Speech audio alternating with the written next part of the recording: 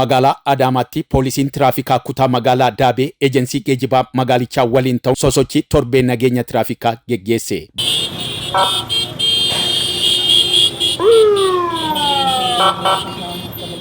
Balaa tiraafikaa lubbuu namaa fi qabeenya gaaga'uun yaaddessaa ta'aa dhufe dura dhaabbachuuf hirmaannaan uummataa murteessaadha. Sosochiin torbee nageenya tiraafikaa immoo karaa ittiin hubannoo uummataa cimsan keessaa isa tokko. Qajeelchi poolisii kutaa magaalaa Daabees eejensii geejjibaa magaalichaa waliin ta'uun sosochii torbee nageenya tiraafikaa kutaalee hawaasa garaagaraa hirmaachisee geggeesseera. Qindeessaan nageenya tiraafikaa kutaa magaalaa Daabee Inispeektar Olaanaa Hayilee Maariyaam Go'aangul kaayyoon sagantichaa balaa tiraafikaa hir'isuuf hunduu gaheessaa akka baatu gochuufi jedhan. Hubannoon kun balaa hir'isuudhaaf waan guddaa waan ta'eef uummanni keenyas konkolaachistootni saffisa keessan eeggatanii akka konkolaachistan uummanni keenyas yeroo deemtan zeebraa kallattii bitaa qabatanii waan adda addaarraa of eegaa balaa ofirraa ittisnu kan jedhu sagantaa kana qopheessineerra ammas. Hoogganaan qajeelcha poolisii kutaa magaalichaa Koomaandar Iddoosaa Bantii balaa tiraafikaa lubbuu fi qabeenya gaaga'uun biyya miidhaa jiru ittisuuf sababoota balaa tiraafikaa fi seerota nageenya tiraafikaa beekanii hojiirra oolchuu feesisaa jedhan.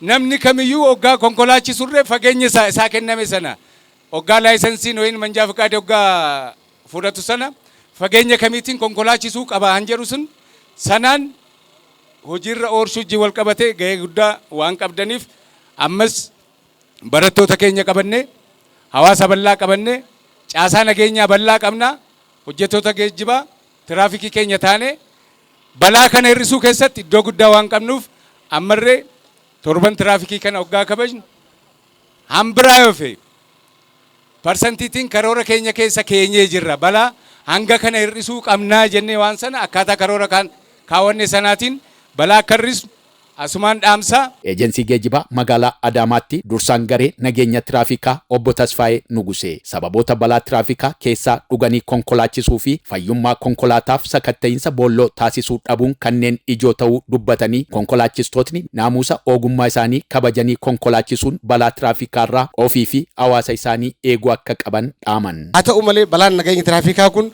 waa sadiin gahaa jira. Tokkoffaa balaa dhuganii konkolaachisuu.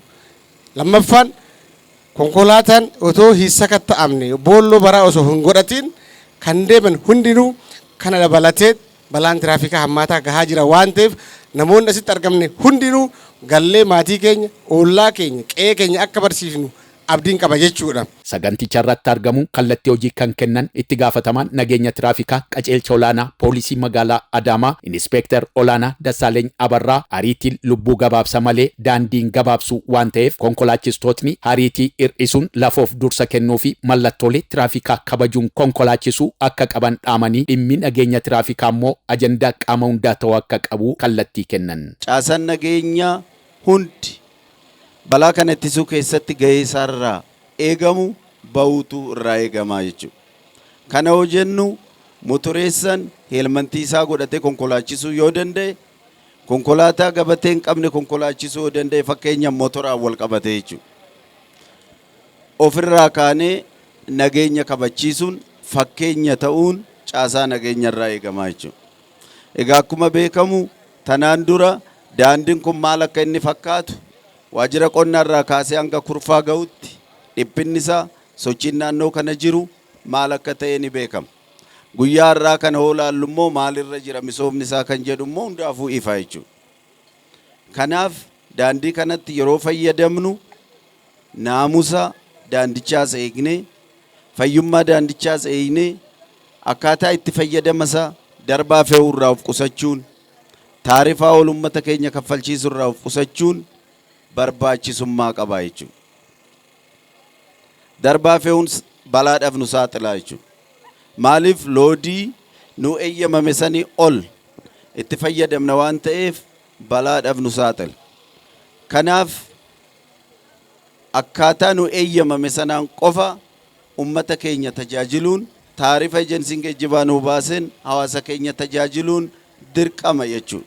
Miseensonni tiraafikaa fi hirmaattonni sagantichaa tokko tokkos sosochiin nageenya tiraafikaa kun hubannoo isaanii kan cimsuuf ta'uu dubbataniiru. Qabeenyi addunyaa biyya keenya keessa jirtu qabeenya baay'een barbaadaa jira. Lubbuun beektota balaa yoo dhufu beekaan jedhu, wallaalaan jedhu, dooktaran jedhu, waraanan jedhu yookaan immoo barataan jedhu, barsiisaa jedhu hunda fudhatee deema waan ta'eef kana hir'isuudhaaf waan guddaa hojjechaa ture.